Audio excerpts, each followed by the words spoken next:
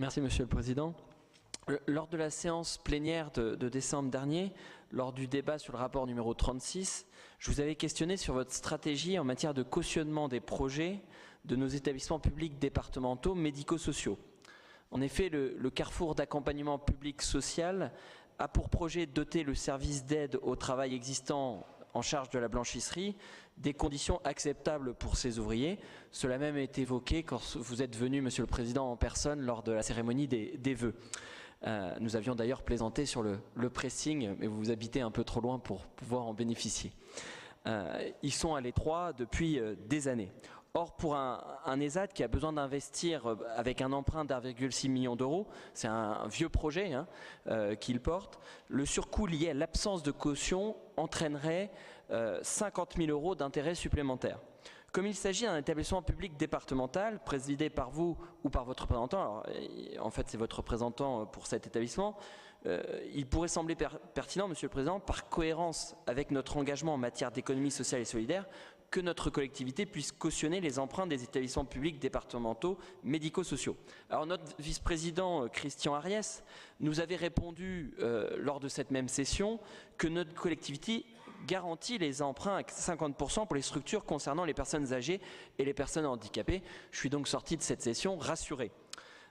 Pour autant, le CAPS vous a sollicité officiellement le 23 janvier et malheureusement, il lui a été répondu le 6 mars que le département ne saurait se porter garant d'un emprunt ayant pour objet le financement d'un projet qu'il n'aura pas à approuver étant donné qu'il porte sur un établissement médico-social ne relevant pas de son autorisation et de sa compétence. Alors certes, il s'agit d'une activité d'ESAT. Mais la première raison du déménagement est la vétusté et l'exiguïté des locaux actuels, pas vraiment la volonté d'augmenter leur capacité de production. Et la demande qui était faite à notre département s'adressait non pas aux financeurs d'une activité particulière du CAPS, mais bien au principal partenaire, non seulement sur le plan financier, mais également comme coporteur des politiques publiques en matière d'accompagnement social et médico-social. Et surtout, l'ensemble des entités du CAPS ont été fusionnées il y a quelques années, alors contre mon avis d'ailleurs à l'époque, mais avec le soutien de votre prédécesseur. La solidarité de projet est désormais de mise. Et ces arguments semblent, et d'après les informations qui sont en ma possession, semblent être en bonne voie de convaincre notre vice-présidente Annie Silvestri. Aussi, comme ça a l'air en bonne voie, je viens vous demander une bonne réponse à cette bonne question, de bien vouloir leur accorder cette caution, ce qui ne peut qu'avoir un effet bénéfique sur les finances de l'établissement public départemental CAPS en réduisant significativement le taux d'intérêt que leur consentiront les banques.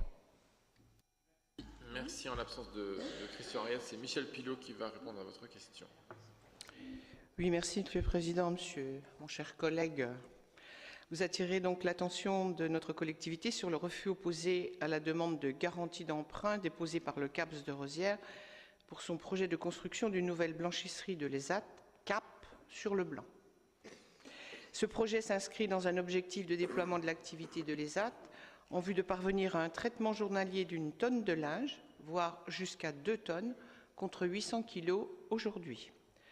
Cette extension d'activité nécessite la construction d'un nouveau bâtiment sur la commune de Rosières-aux-Salines, dont le coût est estimé à 1 800 000 euros.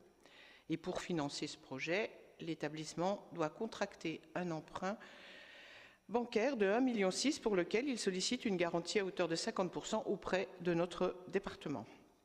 La réponse qui était faite en date du 6 mars à l'établissement rappelle que le département ne peut se porter garant d'un emprunt ayant pour objet le financement d'un projet qu'il n'a pas à approuver puisqu'il porte sur un établissement médico-social ne relevant pas de son autorité et de sa compétence. Au-delà de la seule question de compétence, il convient aussi de mesurer la responsabilité que prend la collectivité en apportant sa garantie à un emprunt sur une période souvent longue. Ainsi, en l'absence de validation du programme pluriannuel d'investissement de l'établissement demandé par le département ne permet pas de disposer régulièrement des éléments essentiels d'information et de régulation, si besoin, relatifs à la situation financière de la structure pour laquelle le département a apporté sa garantie. Et permettez-moi de rappeler que dans un passé récent, le département a dû assumer la défaillance d'un établissement sanitaire qu'il avait cautionné et qui se trouvait hors de son champ de compétences. Pour autant, bien que l'établissement pour lequel la caution est sollicitée ne relève pas de la compétence et des financements départementaux, ce dernier fait partie d'un établissement public départemental dont la présidence est assurée par notre collègue, vous l'avez dit, Annie Silvestri, qui est déléguée à l'autonomie des personnes. Et il est également composé de structures de compétences principalement départementales. La situation du CAPS est donc bien spécifique. Et l'instruction de ce dossier va donc être approfondie pour déterminer s'il est possible pour le département d'en tenir compte, sans fragiliser le département et en respectant le principe d'équité de traitement à l'égard d'autres demandes qui viendraient du même type. Voilà, mon cher collègue.